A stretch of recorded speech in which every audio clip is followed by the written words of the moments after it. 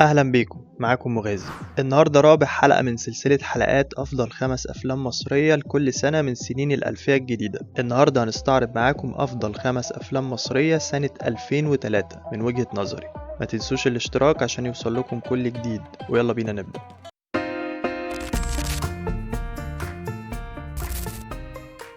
في سنة 2003 عدد الأفلام المصرية اللي اتعرضت كان أقل من السنين اللي قبلها، اتعرض حوالي 20 فيلم تقريبا بس. فإيه أفضل 5 أفلام منهم؟ هعرضهم زي ما متعودين بالترتيب العكسي. الفيلم الخامس فيلم اللي بالي بالك، اتعرض 9 يوليو سنة 2003. الفيلم إخراج المخرج وائل إحسان وتأليف نادر صلاح الدين بالاشتراك مع سامح سر الختم، بطولة طبعا الفنان محمد سعد. محمد سعد كان نجم الشارع المصري بلا منازع في الفترة دي بعد النجاح الكبير لفيلمه الأول الليمبي سنة 2002، واللي حقق وقتها شعبية جارفة مش بس بين الجمهور العادي لكن كمان بين ناس من كل المستويات الثقافية والاجتماعية. إفيهات الفيلم وقتها بقت لغة جديدة بتتقال في الشارع وفي وسائل المواصلات وحتى في مؤسسات إعلامية وتجارية. نجاح الليمبي كان نقطة الانطلاق لسلسلة أفلام سعد اللي بنت شخصيته السينمائية، واللي استلهمها من أول تجسيد ليها في فيلم الناظر مع النجم الراحل علاء ولي الدين، وطورها سعد للمرة التانية في فيلم منفصل بعنوان اللي بالي بالك، اللي يعتبر زي جزء تاني لفيلم الليمبي. الحقيقة إن الفيلم ده كان حالة خاصة في مسيرته، يمكن الفيلم الوحيد اللي شفنا فيه نص متماسك وسيناريو قوي مع إفيهات طالعة طبيعية ودمها خفيف، وده كله مع أداء تمثيلي جيد لمحمد سعد، خصوصا في تقديم شخصيتين مختلفين تماما، الليمبي البسيط والضابط رياض المنفلوطي الصارم والجاد. فيلم اللي بالي بالك في رأيي أفضل أفلام محمد سعد. اللافت إن سعد نفسه اعترف في مداخلة تليفونية مع أحد البرامج إن فيلم اللي بالي بالك هو أكتر فيلم في مسيرته بيعتز بيه فعلا، وده دليل إن العمل ده فعلا كان مختلف ومميز عن كل اللي قدمه بعد كده. رابع فيلم معانا فيلم هندي اللي اتعرض 22 يونيو سنة 2003 من إخراج المخرج منير راضي وتأليف هاني فوزي. بيحكي عن صديقين، الأول شاب مسلم اسمه سيد قدمه الفنان أحمد آدم، شاب بسيط بيحب أغاني الراي ويشتغل حلاق، والتاني مسيحي اسمه عاطف قدمه الفنان صلاح عبد الله. سيد بيرتبط بعايدة اللي قدمتها منة شلبي، وعاطف بيلاقي نفسه بيرتبط بماري اللي قدمتها رشا مهدي. الفيلم بيبدأ والصديقين مش لاقيين شقة الجواز، وكل واحد منهم بيحاول يلاقي مكان يناسبه لحد ما تبدأ المنافسة بينهم على نفس الشقة، بيتدخلوا البنات في العلاقة ويحاولوا يفرقوا بينهم، لكن في النهاية بيكتشفوا ان صداقتهم أقوى بكتير من أي علاقة تانية هشة مش هتقدر تستحمل التحديات. اللي بيميز الفيلم في رأيي هو الفكرة البسيطة والقوية عن الصداقة، واللي بيدي رسالة ان مهما كانت العلاقات الشخصية او المغريات، الا ان الصداقات اللي اتبنت على مدار السنين ما ينفعش تتنازل عنها كده ببساطة لأي سبب. كمان الفيلم لعب على نقطة الأخوة الوطنية للمصريين باختلاف الدين، بيبعث بعض الرسائل عن الإخاء والوفاء، وبيعرفنا ان الهموم اليومية للمواطن المصري مش بتفرق بين ديانة والتانية، وان المهم هو اننا نعيش مع بعض في سلام. تالت فيلم معانا فيلم سهر الليالي، اتعرض يوم 16 يوليو سنة 2003، وهو أول عمل سينمائي للمخرج هاني خليفة، وأول تأليف للكاتب تامر حبيب، بطولة جماعية ل8 أبطال زي ما كلنا عارفين. الفيلم مش بس عن المشاكل الزوجية لكن كمان عن الذكريات والصحبة والتفاصيل الصغيرة اللي بتجمع الناس وتفرقهم، عن الماضي اللي انتهى بس لسه مسيطر علينا، وعن قصص حياة مترابطة زي خيوط متشابكة.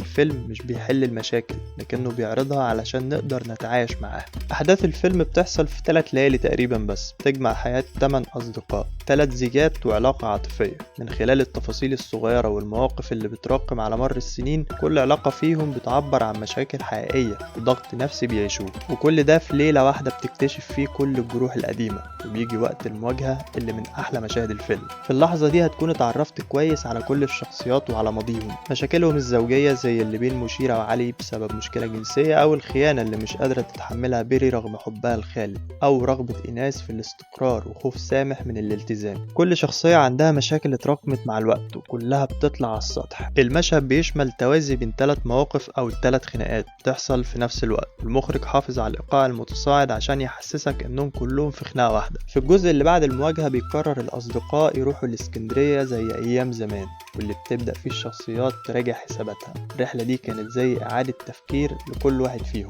كل واحد بدأ يراجع اختياراته، بس في النهاية مفيش حل سحري ولا وعد بإن المشاكل هتخلص. الفيلم مش بيحل كل حاجة أو بيقدم نهاية سعيدة، لكن نهاية واقعية بيعرفنا إن الشخصيات هتتعايش مع مشاكلها، وإن التصالح مش معناه إن كل حاجة هتكون تمام، لكن هو مجرد محاولة. فيلم سهر الليالي بيحكي عن حاجات كتير جوانا، عن الصداقة والذكريات، وعن الماضي بكل همومه وأفراحه، وعن التسامح اللي بيبقى ضروري لما الحياة بتكون مليانة مشاكل ومفيش قدامنا غير إننا نتعايش معاها.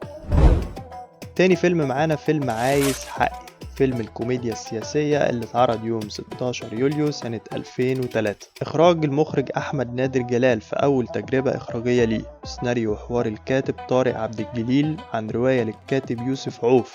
الفيلم بطولة هاني رمزي وهند صبري. هاني رمزي بعد ما اخترنا له في 2001 فيلم جواز بقرار جمهوري اللي عرض المشاكل الاجتماعية والسياسية، وبعدين في 2002 اخترنا له فيلم محامي خلع واللي انتقد برضه أحوال اجتماعية كتير، بنختار له في 2003 فيلمه الجديد عايز حقي اللي ماشي تقريبا في نفس السياق. الفيلم بيقدم فكرة جديدة ومختلفة بتناقش قضية مهمة بأسلوب خفيف ومضحك، لكنه في نفس الوقت عميق ومعبر عن حال المجتمع المصري. القصة بتبدأ مع شاب بسيط خريج كلية حقوق مش لاقي شغل يناسب مؤهلاته، وبعد تعب وبهدله بيضطر يشتغل سواق تاكسي، وده مش على قد طموحاته. يوم وهو ماشي في الشارع بيلاقي كتاب الدستور المصري مرمي على الارض بيتباع بكام جنيه، بيجيبه كنوع من الفضول وبيبدا يقرا فيه من باب التسليه. فجاه بيكتشف حاجات غريبه. الدستور بيقول ان المواطن المصري ليه حقوق كتير، لكن هو في الحقيقه مش شايف ولا حاجه من دي متحققه حواليه. ومن هنا بتبدا رحله الشاب في المطالبه بحقه، بس على طريقته الخاصه. تظهر فكره مجنونه في دماغه، لو البلد بتاعته وإن الدستور بيعطي المواطن حق في الممتلكات العامة للدولة، طب ليه ما بيبيعهاش؟ وفعلا بيبدأ يحاول يبيع نصيبه من البلد بعقد تنازل للأبد. ومن هنا بتبدأ سلسلة من المواقف الكوميدية اللي بتعتمد على كوميديا الموقف مش الإفيهات السريعة. المواقف دي مش بس مضحكة، لكنها بتسلط الضوء على حقائق كتير في المجتمع المصري، زي التهميش والفقر والبؤس اللي ممكن يدفع الناس إنهم يعملوا أي حاجة حتى لو كانت غريبة أو غير منطقية. فيلم عايز حقي بيقدم نظرة ساخرة وواقعية على حالة الناس في مصر، وإزاي التهميش والبؤس ممكن يوصلهم للتفكير في حاجات تبدو مستحيلة، وفي نفس الوقت بيلقي الضوء على واقع بنشوفه، زي ما الناس ممكن تبيع أصواتها أو مواقفها مقابل حاجات بسيطة زي كرتونة مواد غذائية مثلا.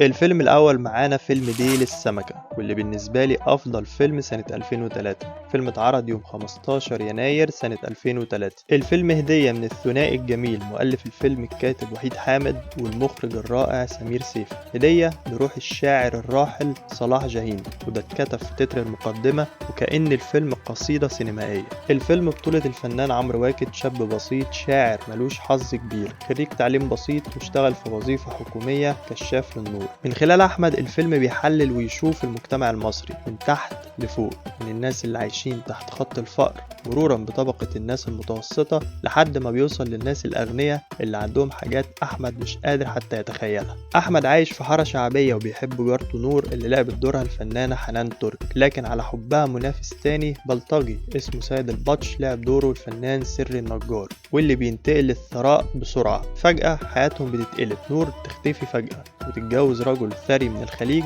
والبلطجي بيشتري قهوة في الحارة وبيحولها لمحل أجهزة كهربائية. وأحمد رغم كل اللي بيحصل بيلاقي نفسه بيحقق شهرة كشاعر لما الرقاصة عفيفة تشتري منه قصيدة شعر. لكن حتى مع شهرته دي أحمد بيفضل زي ما هو، شاعر وكشاف، شايف كل حاجة عبثية بتحصل حواليه، مش بيرتاح غير في شعر صلاح جاهين اللي هو نفسه كان بيعبر عن الواقع بسخرية حزينة من مجتمع متقلب. كان لاقتباسات الشعر صلاح جاهين حضور واضح في الفيلم، استخدمها أحمد كوسيلة للتعبير عن ألمه الداخلي وشعوره بالضياع. الرباعيات اللي كتبها جاهين كتعبير فلسفية عن الوجود والحياة زادت من عمق الفيلم وساعدت في إبراز مأساة بطل القصة. وأكتر مشهد معبر هو مشهد النهاية، واللي بيظهر فيه أحمد ماشي وسط الزحمة لوحده والكاميرا بتمشي وراه لحد ما يختفي وسط الناس كأنه بيتلاشى، وفي الخلفية بنسمع صوته بيقول رباعية للشاعر جاهين: في يوم صحيت شاعر براحة وصفا، الهم زال والحزن راح واختفى، خدني العجب